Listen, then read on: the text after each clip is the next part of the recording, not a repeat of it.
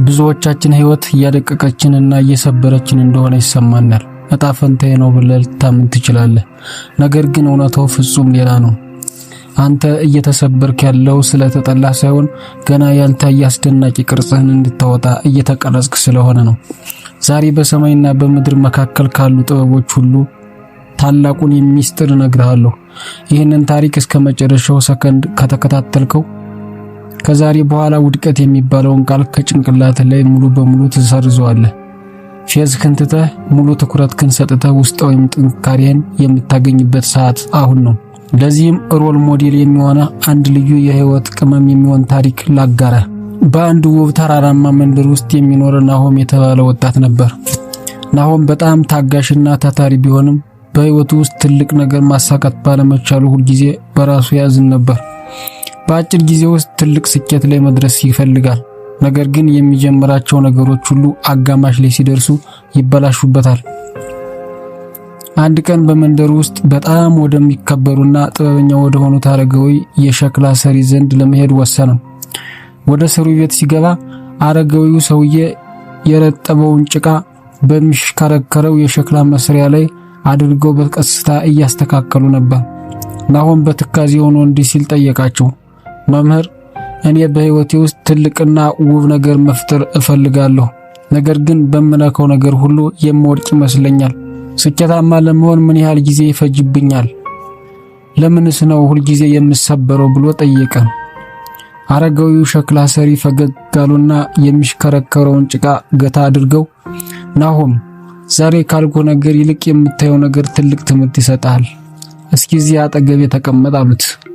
አረጋዊው አዲስ ጭቃ ወስደው ናሆም ፊት አስቀመጡት።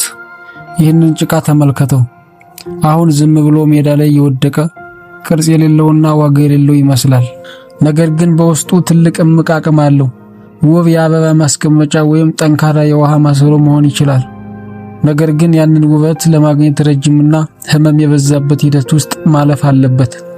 አረጋዊው ጭቃውን በኃይል ማሸትና መውቃት ጀመሩ። ናሆም በመገረም መምህር፣ ለምን ያህል ትመተዋለህ ሲል ጠየቀ። ይህ የመጀመሪያው ደረጃ ነው አሉት መምህሩ። በውስጡ ያሉትን አላስፈላጊ አየርና አረፋዎች ለማውጣት መወቃት አለበት። በሰው ልጅ ህይወት ውስጥም መጀመሪያ የሚገጥሙን ውድቀቶች፣ ትችቶችና አስቸጋሪ ሁኔታዎች ልክ እንደዚህ መውቂያዎች ናቸው። እኛን ለመስበር ሳይሆን በውስጣችን ያለውን ደካማነትና ትዕቢት አውጥተው ለትልቅ ነገር እንድንበቃ ሊያስተካክሉን የመጡ ናቸው ብለው ነገሩት።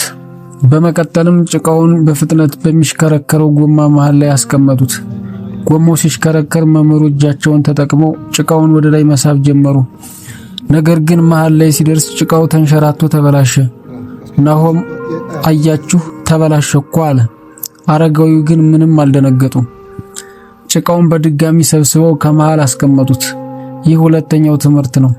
ህይወት ልክ እንደዚህ ሸክላ ማሽን በፍጥነት ትሽከረከራለች። በዚያ ፍጥነት ውስጥ ራስህን ካላማከልክ በቀላሉ ትወድቃለህ። ራስን ማማከል ማለት እሴቶችን፣ ዓላማህንና ማንነትህን ማወቅ ማለት ነው። በዙሪያ ያለው ዓለም ቢሽከረከርም እንኳን አንተ ውስጣዊ መረጋጋትን መያዝ አለብህ አሉት። እንደገና እጃቸውን እርጥበው ጭቃውን መቅረጽ ጀመሩ። በዚህ ጊዜ ናሆም አንድ ነገር አስተዋለ። የመምህሩ አንደኛው እጅ ጭቃውን ከውጭ ወደ ውስጥ ሲገፋው፣ ሌላኛው እጃቸው ደግሞ ከውስጥ ወደ ውጭ ይደግፈው ነበር። መምህሩ ናሆምን ተመለከቱትና ይህንን እያየህ ነው? ህይወትህ ውብ ቅርጽ እንድታወጣ ከፈለግ ሁለቱንም እጆች ማወቅ አለብህ። የውጭው እጅ የሚሰጥ ጫና፣ ግፊትና ፈተና ሲሆን የውስጠኛው እጅ ደግሞ ራስህን የምትደግፍበት እምነትህ፣ ጥንካሬና ተስፋ ነው።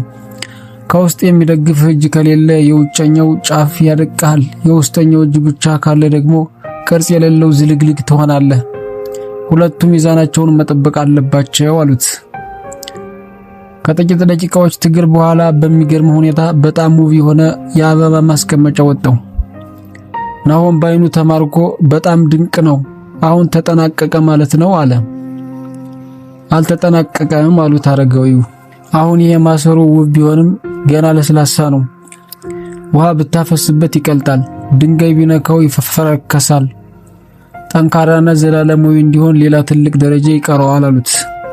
ከዚያም ማሰሮውን ወስደው በጣም ወደሚፋጅ የእቶን እሳት ውስጥ አስገቡት። ናሆም ደነገጠ።